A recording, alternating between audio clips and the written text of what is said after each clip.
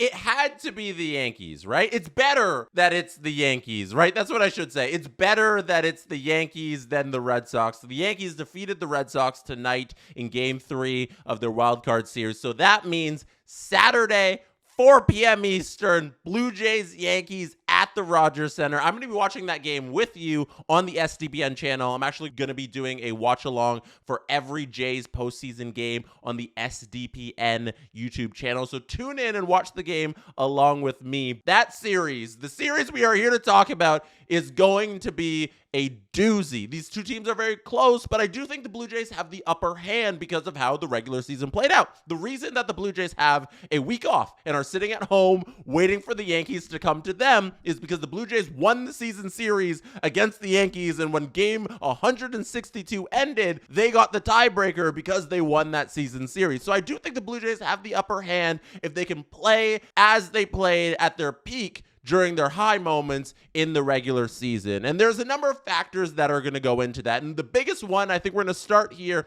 looking at this series, is will Bo Bichette be ready and be able to play in this series? And you might already know the answer to that if you're listening to this at a moment where they've announced their roster. But right now, I think it's trending towards no. Mitch Bannon in The Athletic wrote this yesterday about Bo Bichette, who is not around for the intra-squad game that the Blue Jays were hosting at the Rogers Center, where they had all of their guys out there having fun with all the fans that were able to make it down during the day and watch the team play themselves. So he wrote, Bichette, who hasn't played since suffering a knee sprain on September 6th, was nowhere to be seen. He was also absent from the 15 Blue Jays position players who bounced off the left field foul line to warm up for the day's simulated contest. Bichette is hitting in the cage but has yet to start running. A potential return for the American League Division Series, which opens Saturday in Toronto, looks increasingly unlikely. I don't think that Bichette is going to play. They might be trying to play a little coy with his injury here and hide their hand from the Yankees or the Red Sox and not say, like, Bo Bichette's healthy, he's going to be in the lineup on Saturday, prepare for him. They might be trying to play it like that and surprise everybody with a healthy Bichette, but in my mind, it just looks like that Bichette is injured and not going to play. And if Bichette's not healthy, they have struggled since that September 6th date because he is such an important piece in this lineup. He almost led the league in hits while playing 20 less games than everyone. But because you can't bank on Bichette being there, we need, this is the next thing I want to talk about, Vladimir Guerrero Jr. to step up and be worth $500 million. That is what he received from Rogers, and I would like him to play like it at this point in the season. He has struggled as of late. If we take a look at just his game log on Baseball Reference here, look at the last time this guy had a home run. We got to go all the way back to September 5th, the last time Vladdy hit one out of the park. And if we click around here and we say, okay, last 2 weeks of the season, Vladdy's last 14 games, how have things been going? We see that Vladdy has hit only 4 RBI, 1 extra base hit, only 2 walks. He's got 8 strikeouts. His on-base percentage is 193. His slugging is 182. His OPS is 375. And his batting average is 164. Those are truly ugly numbers for the player you expect to be the best hitter in your lineup, at least the best power hitter. Like, Bo's always going to be the guy who's going to get the most amount of total hits and probably on base the most, but the guy who's supposed to be the guy driving the offense from this team is Vladdy. And Vladdy has been a disaster the last couple of weeks. There's no way to sugarcoat it when you look at these numbers from the last 14 games of this year. This needs to turn around. He is struggling, and it is not a time to struggle anymore. There's no room for struggling in the playoffs. You have a 5-game series here. If you lose 3, you are done, and Vladdy needs to be an important piece of the Blue Jays getting 3 wins against the Yankees. The 2 other bats in this lineup that will need to be going to get victories over the Yankees are George Springer's and Alejandro Kirk's. And I don't have as many worries about those 2 bats as I do about Vladdy's, because Kirk has been struggling in the month of September, but like that game 162 was something magical, and Kirk's been a little bit more consistent than Vladdy, and I have no fears that he's going to be able to get it going here in this series. And then George Springer, since like the beginning of the season, after like the month or so where he like got off to a little bit of slow start, has not wavered at all, especially when he returned from his injury mid-summer. Like there's been no dip in George Springer's game. So that's a bat that I think the Blue Jays know they're going to have, and he's going to be good, and he's going to rise to the moment. And let's just hope the rest of the lineup can support him after he leads off with a home run, hopefully. In the field, I'm so unconcerned about that part of the Blue Jays against this Yankees team because, one, I don't trust the Yankees fielding. Like, they do the little things wrong all the time. They are bad at the little things, and the Blue Jays have, throughout their entire infield and outfield and behind the plate, platinum glove players. So if you look at field run value and the leaderboard, we see that Alejandro Kirk is third in the league overall in field run value. He's got a 22. And if you scroll through the top 50 players in fielding run value, you will see that it is littered with Toronto Blue Jays players. You see Varsho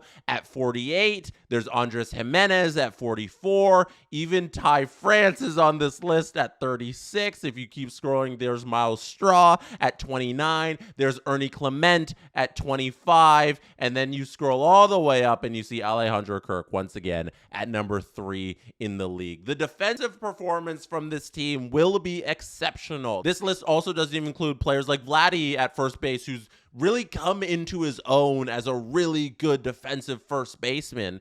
And then you also have the managerial tactics of John Schneider, where he's always going to be subbing in and out players to get the best defensive players in there at high leverage situations. So we need the Blue Jays just to be what they are in this series from a defensive standpoint if they want to win and beat the Yankees. Speaking of John Schneider, let's go to the pitching, because that's someplace I don't want to see any funny business. I think it's real simple if you go Gausman, Bieber, Ye Savage, 1, 2, 3. When you get to game 4, see what you can do again when you get to game 4, or even if there is a game 4, maybe you sweep and everything's good. That should just be the plan for the first 3 games. Don't try and do funny business where you plan on pitching your starters starting the 4th inning, you pitch somebody else in the first 3 innings. Like, the Blue Jays love overthinking their starting pitching, and I feel like this time around it's so simple. They have Gausman, who is always going to be so good.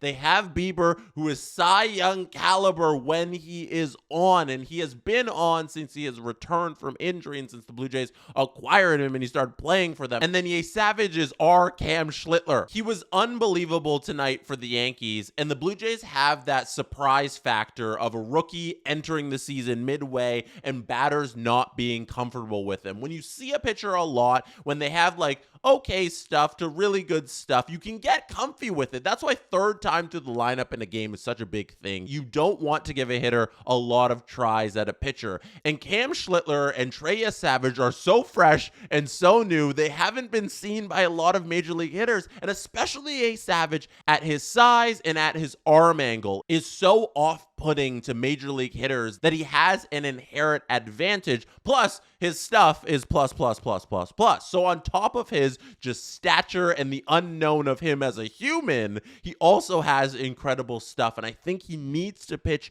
in this series, and I hope the Blue Jays managers don't overthink it and they go Gausman, Bieber, Ye Savage, 1, 2, 3, and it's that simple. And then game 4, we'll think about that when we get there as the series unfolds. Also on pitching, we have to talk about the bullpen, which was so shaky for many parts of this year, but I'm really confident in the middle relief portion of the bullpen and the guys who are going to come in and get holds so that you can get it to the 9th inning, where I have my biggest question mark, and that's Jeff Hoffman. But first, the good guys who I'm really happy with and who I think are really going to step up and have great postseasons. I'm talking about Braden Fisher. I'm talking about Mason Fluharty, Throw in Eric Lauer as well. Throw in Sir Anthony Dominguez. I think there's a lot of options in this bullpen. We know that Jose Barrios won't make the lineup because he is too injured. Chris Bassett is a question mark, just like Bo Bichette. We are unsure if he's going to make this roster, but Bassett can be thrown in there. I don't think you start Bassett in any of these games. I think you use him as some sort of long relief out of the pen if he is healthy enough to go, but I don't think he should be a starter because I think you have 3 bona fide starters. But I'm very happy with the amount of really good arms that the Blue Jays have in this bullpen. I'm just unsure if the Blue Jays can trust Jeff Hoffman in these playoffs with the amount of shaky outings that Jeff Hoffman has had. What we're going to get out of Hoffman is a complete unknown in my eyes. He's been okay and steady towards the end of the season. He's had his moments where he's looked really good, but he's also had so many moments where he's looked so darn bad. I really can't put like a vote of confidence behind Jeff Hoffman and say like, yes, when he comes up in an inning against Stanton, against Judge, like I don't know that Hoffman's going to enter the game and get 3 outs. So that's such a big concern heading into this series for me. So those are the main things I'm looking for. I'm looking for those things to go well. I want Vladdy to return to form. I want Springer and Kirk to continue to do what they've been doing. I want the defense to be spectacular. I didn't even mention the base pass. The Blue Jays are always awesome at running the base pass and doing the little things at the plate too. Like they're excellent at situational hitting. So I want that to continue as well. Their starting pitching looks really good. Let's hope they stick to a solid starting pitching plan. They don't get too funny with the analytics, and then we'll see what we get out of Jeff Hoffman. Let me know your thoughts in the comments on the Jesse Blake Sports Report YouTube channel about this series, and if you think the Blue Jays are going to pull this out against the New York Yankees. Hopefully, I will see you on Saturday on the SDPN YouTube channel at 4 p.m. Eastern for our watch-along. We will watch the game together. But in the meantime, don't forget to hit like and subscribe on this channel. Thank you for being here. You could have been anywhere in the world, but you'll be listening or watching right now, and I appreciate you for that. Good night from Toronto.